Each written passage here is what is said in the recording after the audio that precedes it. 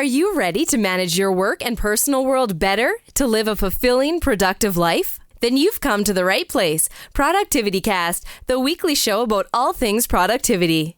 Here are your hosts, Ray Sidney-Smith and Augusto Pinaud, with Francis Wade and Art Gelwicks.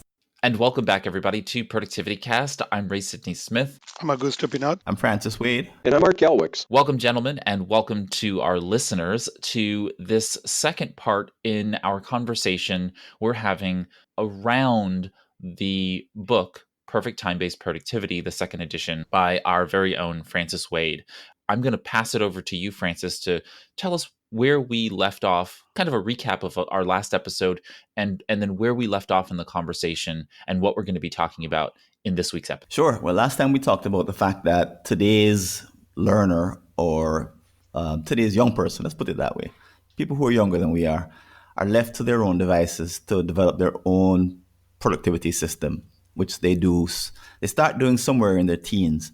And unlike us oldsters with gray hair, they have very few signposts, very little guidance, especially with respect to the smartphones that they're using. And with less guidance, it means that the systems they self-develop end up having some gaps when they get into let's say their late teens and early 20s. This self-development business is true for everyone, but for today's user, today's learner, today's person entering their 20s, there's less signposts and less guidance than there has been in the past. And our hypothesis was that as a result, they need a way to evaluate themselves, which is what they do anyway when they take a training program or pick up a book, is that they go through a period of self-reflection to say, okay, where am I with respect to what this book or this person or this training is recommending? And we had just gotten to the point where I shared an evaluation I had done under the guise of playing a game. So I shared the fact that a couple months ago, I picked up a esport called Zwift, which is basically a bicycling training program online in which you attach a trainer to a Bluetooth transmitter. It transmits a signal to your laptop, which then transmits the signal to the game, which links you up to races and rides with hundreds, thousands of people all over the world. So you're essentially pedaling on your bicycle on a trainer against some resistance, and you're watching people go by you and you're catching up with groups, but it's all happening on the screen in front of you. And it feels extremely real, as I shared the last time. And it of course makes you very, very fit. And the proof of the pudding has been my own riding. So I've gotten measurably fitter since playing this game 2 months ago. And the guys who I ride with in my club are telling me that, yeah, I'm looking much stronger and I feel a lot stronger. Yesterday I had a 6-hour ride and had no problem doing it. And so the thing is working. It started with just kind of a lark because I didn't know where it would go. But the programmers have found a way to give me an experience that translates into real-time fitness on the road, where I do the main riding, I guess. And the idea, which is, I guess, the one that it's just an example of, is that there are ways to use software to either evaluate or to train or to gamify or to give someone this immersive kind of experience that's not just about having fun like the typical game might be, but actually results in a real skill. I think of Flight Simulator and what it does for would-be pilots. It actually does build a real skill. So that's where we left off, is what role does the digital world play in developing real skills? And I guess we're going to tie it back to productivity skills in the end. What Francis is talking about is right in line with a lot of the game design discussion that we've had in past episodes, but I think it's really important to circle back to this on occasion, which is to recognize the importance of certain types of components of game design that really engage us all in the learning process. And really, let's remove game design and just say good learning is built on some fundamentals. One is what's considered basically lateral thinking. And we've talked about Dr. Edward de Bono's work here with 6 thinking hats and that kind of thing. But in essence, interlaced learning, in my perspective, is very akin to lateral thinking, which is the idea of taking multiple. That's actually wrong. So scratch that. So I like both of these concepts. So I like the idea of interlacing your learning, and what that means is that in and when you're trying to learn, you are taking different parts of the subject and learning them out of order. And the idea is that if it's easy, your brain automatically stops learning. If it's difficult, your brain attempts to rise to the occasion. Challenge is what makes us motivated. Challenge is what makes us learn. Human civilizations, humans as a species, we are thankfully who we are because of our ability to face adversity, and it seems as though that's also the way we best grow. That's how we're best, able to go from where we are to where we want to be. We embrace challenge. And I think frequently what people want to do is find the path of least resistance, but when it comes to learning, it doesn't actually work that way. And so what we want to do is we want to be able to have challenge, and that means don't try to learn things in order. Don't go from part A to part B to part C. Yes, you won't understand part C or part F as well until you circle back around to the material, but the science clearly bears out that when we learn out of order, we actually we understand it better. We also have to make mistakes and get immediate feedback. If you learn something and you don't make a mistake in the process of learning that thing, you will learn it less. You will actually retain it less than if you actually learn it, make a mistake along the way, get corrected quickly, and then come to the end. You will actually have learned it better. You'll retain it better. You'll comprehend it better. There's this better learning experience by virtue of you going ahead and having made mistakes. And again, that tertiary part is actually immediate feedback. So as you're learning, you need to be tested. You need to be, in some way, shape, or form, you need to be able to show that you have actually learned it. And that forces you.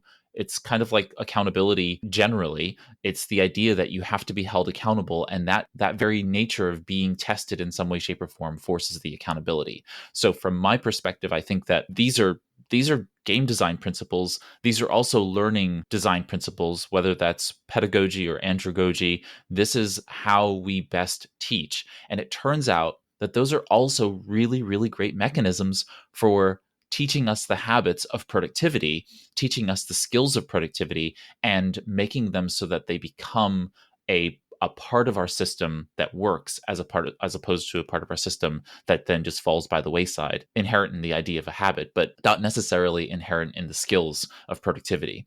And so that's kind of that piece. And so then if we move forward, my go-to for all things is great onboarding in the tools.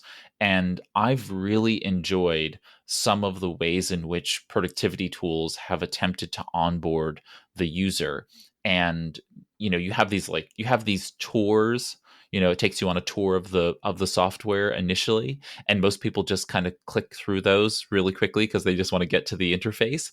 And what I recommend to everybody is to slow down and actually follow those tours, do the things that it's asking you to do. I know this with Evernote. Evernote walks you through a multi-step process to create your first note and to, name your notebook and, create something with the web clipper and, just things of that nature where they walk you through this process. And yet we all get very impatient and we just want to get into the tool and use it, when in reality, there is a learning process that's frequently skipped when we should be taking the time to actually learn how to use the tool. I just uploaded something to the show notes that supports productive error making in learning, productive failure in learning, the concept of variance, some actual tests that were done in the classroom.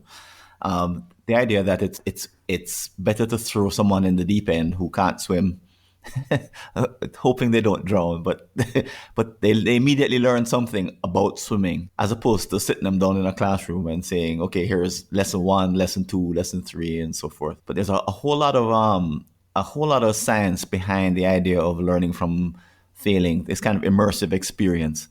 And what gaming or what the digital experience allows for is learning without consequences. So For example, flight simulator, it's a hell of a lot better to learn in a flight simulator that you don't have certain skills that would cause a crash scientist to actually learn it, by doing it for real. But it's a deeply scientific principle that is very few, I think, very few trainers actually try to put in because it's so difficult. And if you don't have digital skills, you're not able to.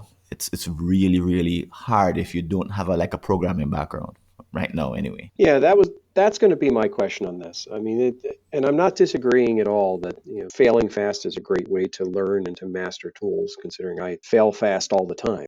Why does no one do this? I can't think of a corporate environment or a business environment anywhere that does this approach. If you suggest, Well, I don't know if I agree with that though, because if you talk to any organization, you say, yeah, we're just going to give your people this platform, this set of tools, and let them figure it out. Oh, no, no, no, no. There's entire segments of organizations around change management, and it turns it into this massive production exercise where there's certain expectations around the skills that you're going to develop to roll this out, and it's going to take 6 months to get it in everybody's hands. And why is there, if this is such a solid scientific principle, why is no one doing it? And if someone is, I take it back. But I haven't heard about it. Well, so if you think about the change management models, and there are multiple models that exist, which is that's probably part of the problem, which is, you go through this process of figuring out what the needs of the organization are. Just generally, all of the models do this, right? There's an understanding of what the needs of the organization are. You concept and design the change that you want to enact within the organization, you implement it, and then you do post, basically a debriefing. And the goal of learning within that, the actual change on the people side, that doesn't actually get fleshed out except by the person who's doing the teaching, the coaching, the training. And so it's their methodology that really needs to be better developed. And I think I still stand on my laurels here, which is to say, I wonder what the etymology of sitting on one's laurels are. I presume that's a Greco-Roman thing. Anyway, but the idea here is that I think those people do not have a proper andragogical method. They're just coming in and they're like, okay, well, this team needs to know how to use Excel better or Visio. And so they come in and they teach technique and they teach features, and they don't actually teach in a way that people learn. And I will note that Productivity Book Group discussed a book way back when. Let me see if I have a date. I don't have a date on this, but Productivity Book Group discussed the book Make It Stick, The Science of Successful Learning, and I highly recommend it to everyone who is interested in this area. It is a very dense book. It's written not so friendly to a popular audience, but the book is actually really, really helpful. It's written by multiple authors, and they all pull together all of the latest research. I'm sorry, here I have the date of 2016. So Make It Stick, The Science of Successful Learning. It really helps survey the various aspects of what helps to make learning stick. How do you actually get retention, comprehension, so that and recall, so that students, anyone, whether that be children or adults, are able to actually truly learn. And it does a really great job of explaining some of these core components. And I think it's on the trainers' heads, not necessarily on either OD, which is organizational development leaders, or change management professionals who are typically consultants brought in to make that stuff happen.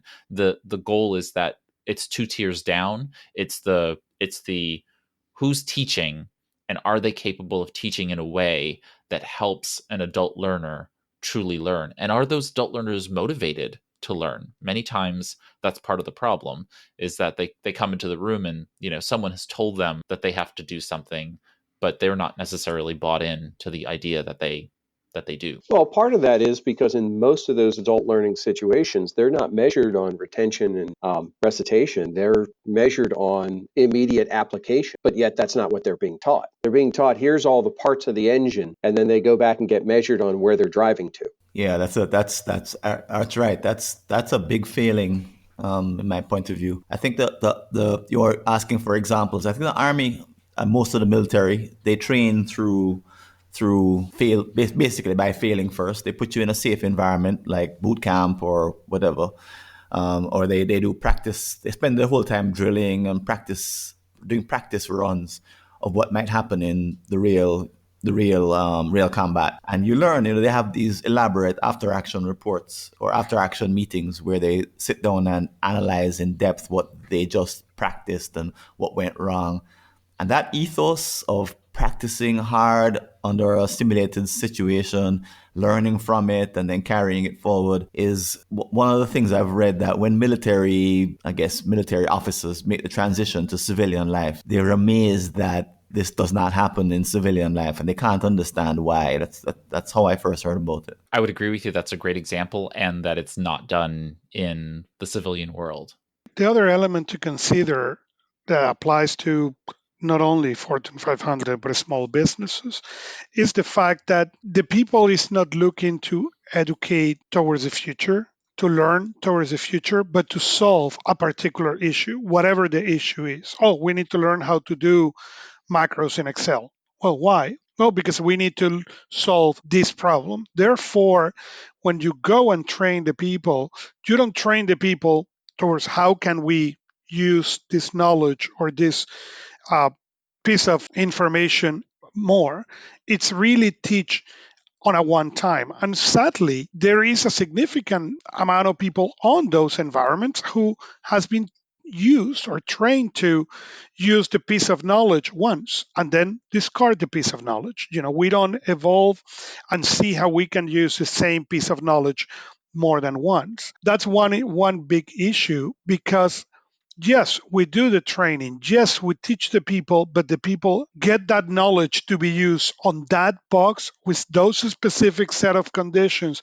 And in many cases, don't learn to think, how can I use this same knowledge on other pieces or on other boxes, that then make that teaching and that knowledge, really hard to be significant for the organization. But say a lot of that still comes back to the measure. That's how this stuff gets evaluated. If you take somebody who's coming out of college, you put them into a work assignment. In college, they're being guided in most cases, and especially at the high school level too. Gather information, stick that information in your head, return that information back when asked, and in some cases maybe apply that information. But when you transfer that person into a work environment, now it's, well, I don't care how you get there.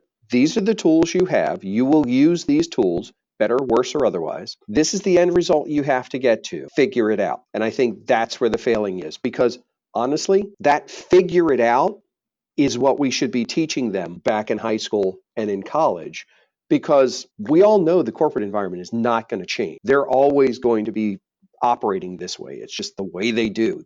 They're not that enlightened. So how do you set somebody up for success? You teach them how to take this limited set of stuff and find that solution based on that limited set of stuff.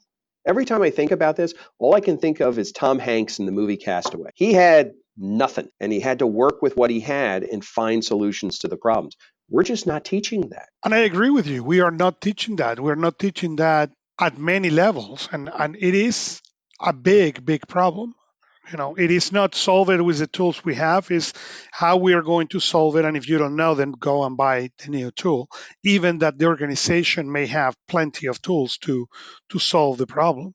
And now there's a move to bite-sized learning, which is an argument that learning something complex can happen by watching a 5-minute YouTube video. The companies are unwilling to invest the time and create the immersive environment and the right kind of e-learning and the right kind of self-reflection and self-knowledge and evaluation. They're totally unwilling, not totally, but by and large, unwilling to invest in that. Okay, but wait a minute. There's something to be said for small chunked up learning. And the reason why I say that is because if big learning worked, we'd be doing it all the time and be very successful at it. That's not happening. I'm somewhat of an amateur car guy, and I don't know what I'd do without YouTube anymore. Because when it comes to changing the starter on a Jeep Liberty, I'm not going to go through a 4-hour e-learning course on how the 3.8 liter engine was designed to get to that piece of the course. I want that piece of information. It's a procedural mechanism process that I can look at, I can understand, and then I can apply. Why does that have to be any different than when we think about a major platform like, I don't know, Office 365?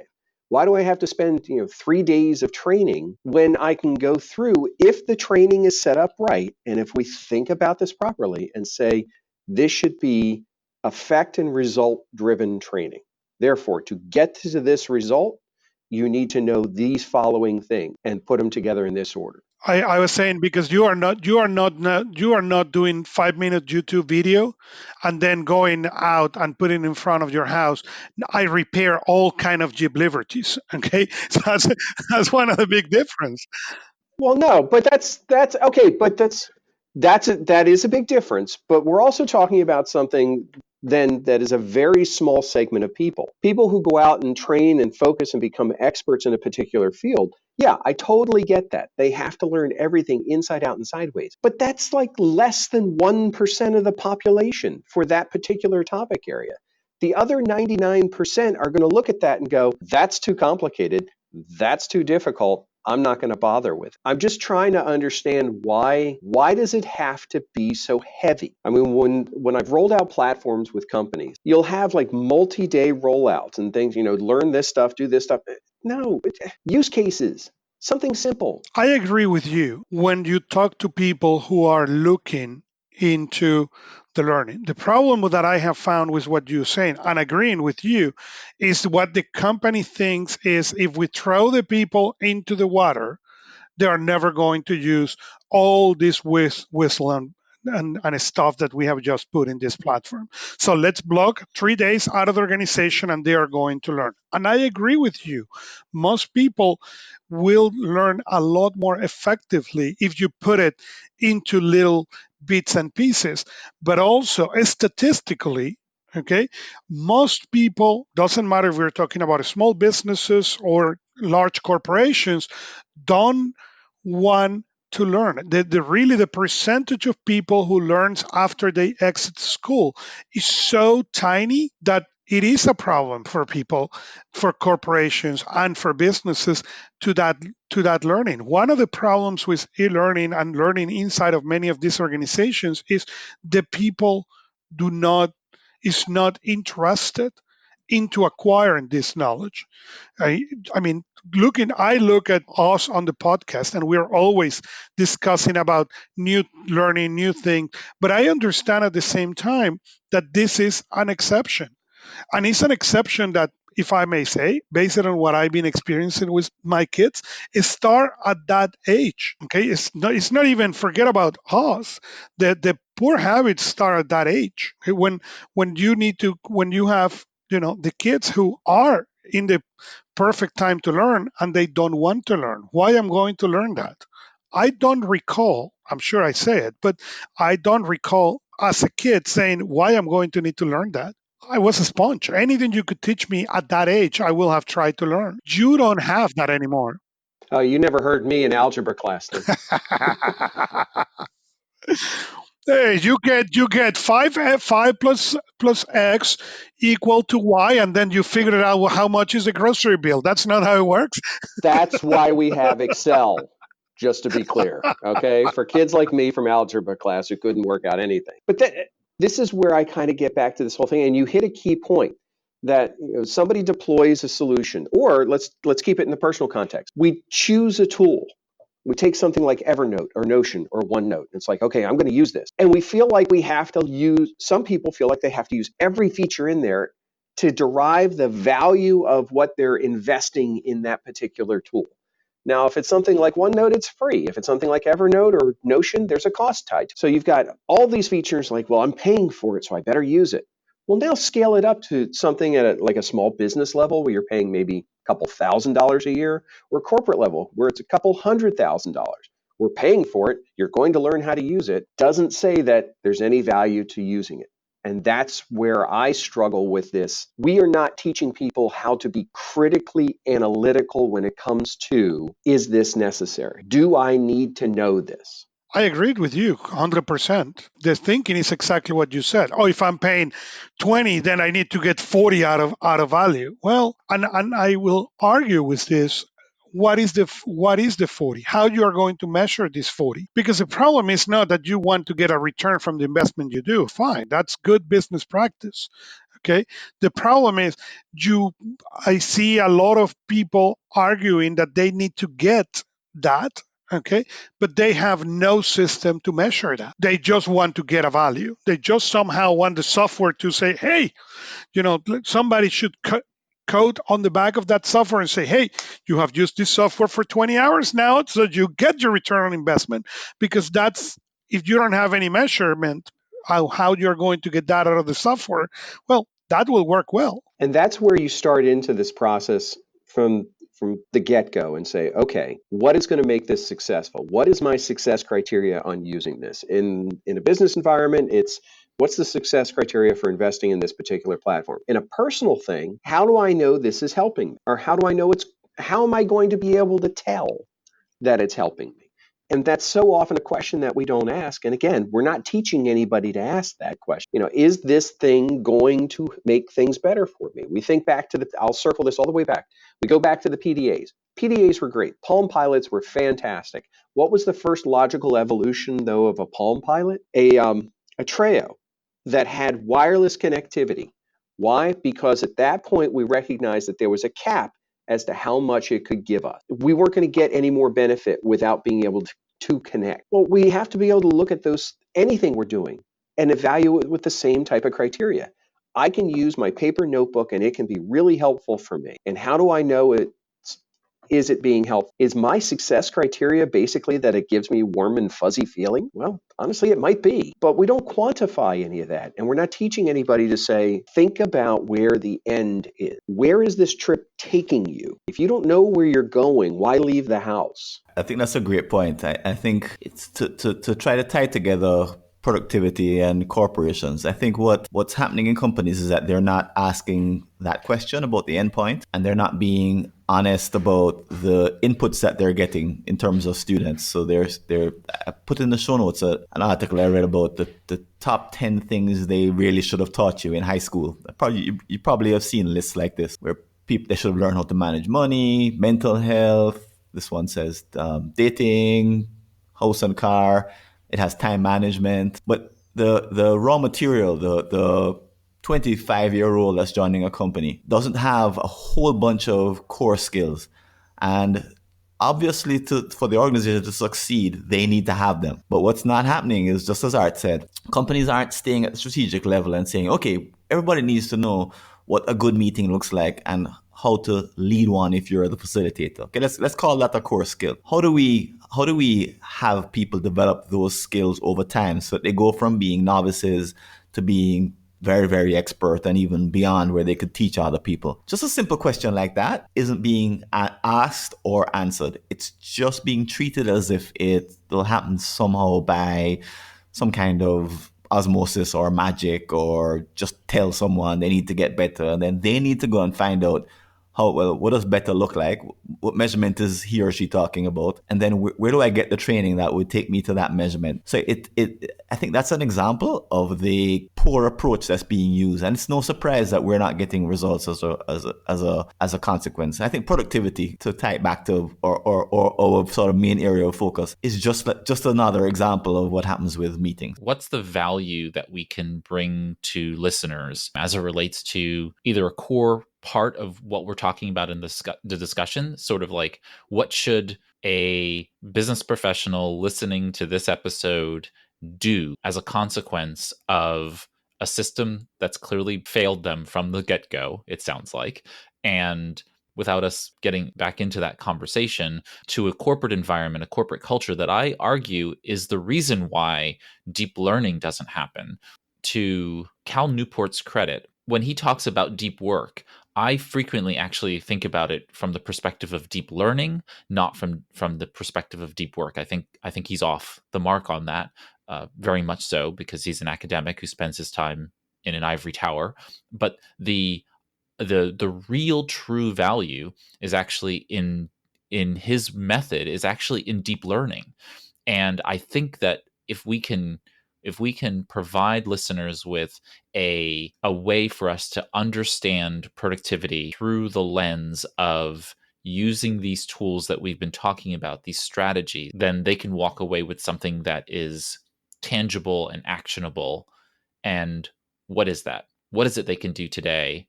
Besides Make It Stick, I recommend everybody to read Make It Stick. But what is it that folks could do leaving today's episode? If I go back to my experience with Zwift, I'd say if our assumption is correct and the funding is in place, let's assume for the sake of argument that the company has realized at a high level. So the CEO realizes that I have a problem with certain skills. So that the decision to invest has already been made.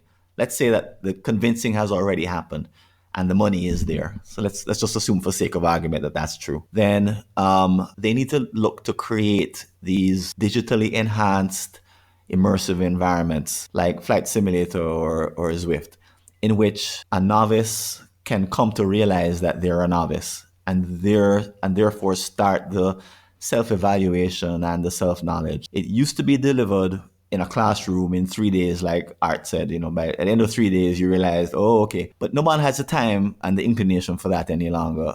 It needs to happen quickly.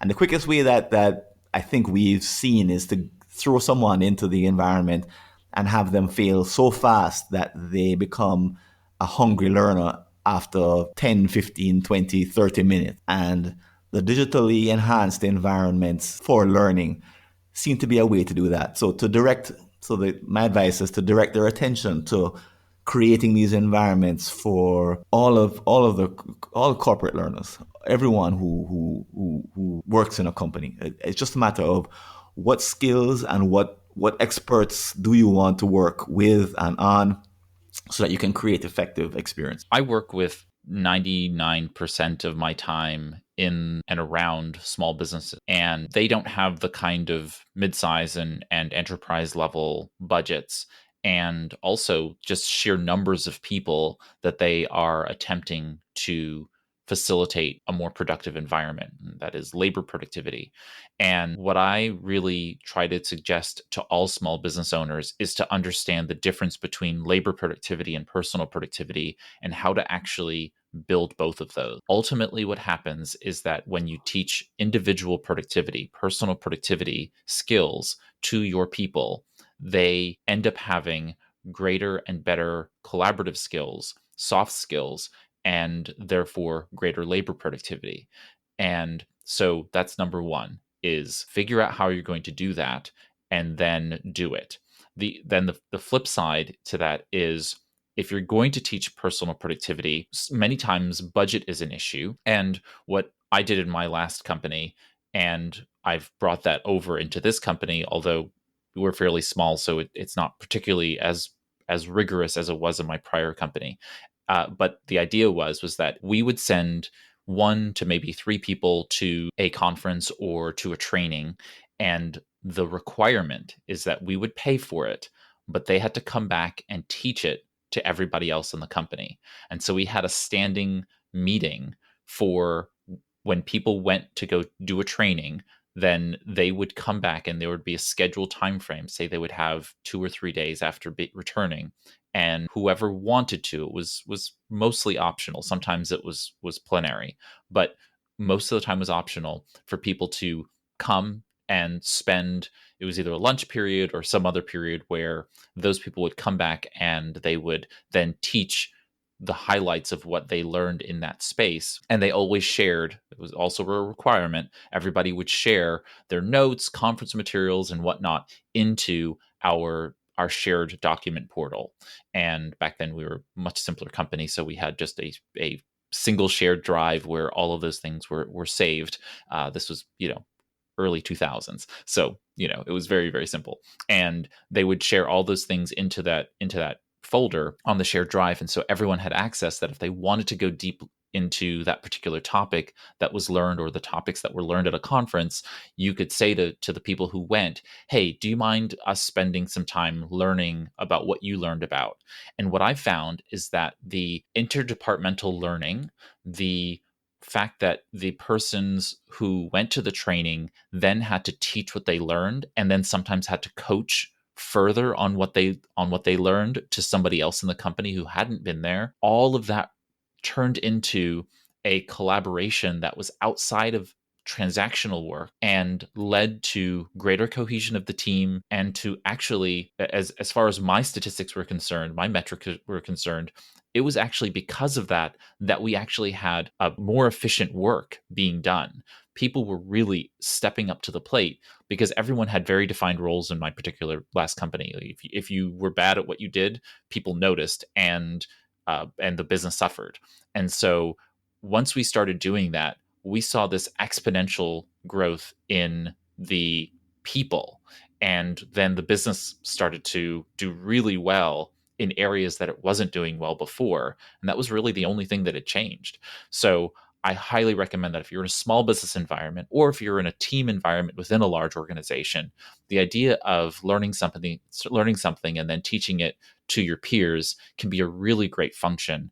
And it could take up a lot of time if there's a lot of conference going and a lot of workshop going. So you have to do some limitation on it. But if there's some core things and core elements that you're trying to teach to people, send people to training and then have them come back and either train or coach people internally on it, and you'll find that person becomes a go-to resource for that particular thing. For me, it's sandboxes. I have found no matter the size of the organization, small, large, doesn't matter. If you provide people safe spaces to try what they've learned, to try what they're learning with no negative impact if they fail, they are more likely to try and to practice. So you will find your people who are early adopters and mid adopters much faster that way. If it's a technology deployment, great. Then one of the earliest questions you should be asking is, how do we set up a training environment? How do we set up a testing environment? Excuse me. How do we set up can people set up their own spaces to try? If it's something like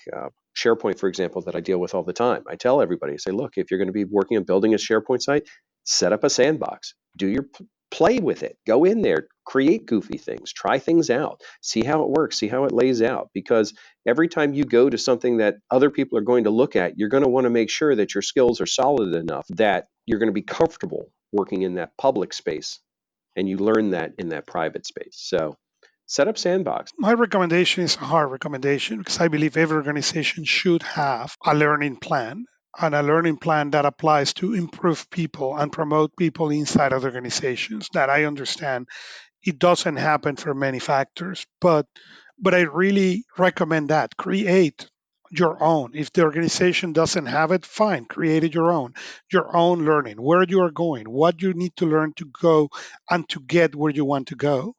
And if the organization, you're in charge of that in the organization, then build it so that way you can get there. Yeah, I'll just add to what Ray said in terms of sending someone away to come back from a conference or a learning opportunity to share it. I think the interactive methods are the best. So the individual coaching, like he said, or the live teaching, and then add to that recording the conversations, the coaching conversations, so that others can learn from them.